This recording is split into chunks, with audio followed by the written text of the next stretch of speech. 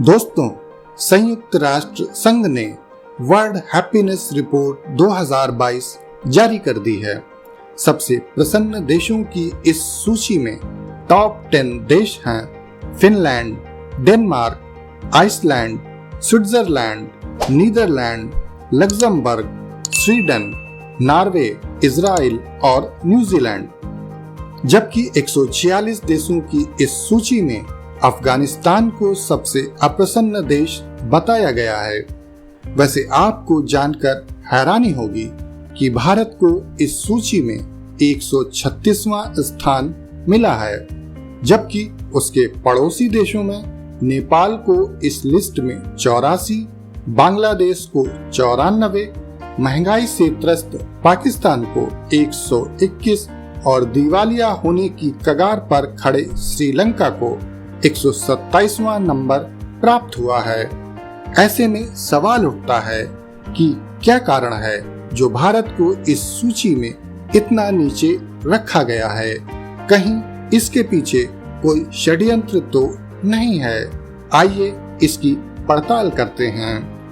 Happiness index की शुरुआत सबसे पहले 1972 में भूटान ने की थी।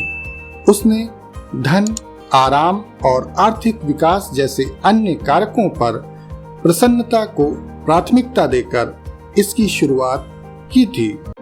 उस पैटर्न से प्रेरणा लेकर संयुक्त राष्ट्र ने वैश्विक स्तर पर हैप्पीनेस इंडेक्स जारी करने की शुरुआत 2013 में की थी। हैप्पीनेस इंडेक्स के लिए संयुक्त राष्ट्र द्वारा गैलप वर्ल्ड पोल एजेंसी को नामित किया गया है।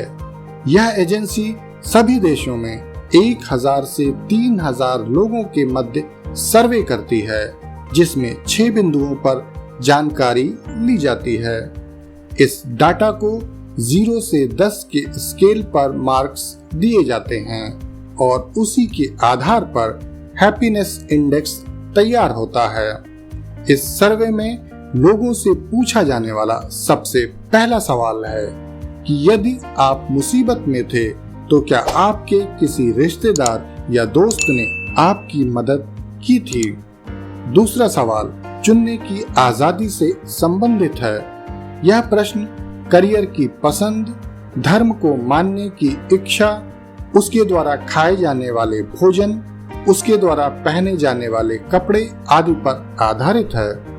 तीसरा प्रश्न उदारता से संबंधित है, जिसके जरिए यह जाना जाता है कि क्या आपने पिछले 1 महीने में किसी व्यक्ति को दान दिया है।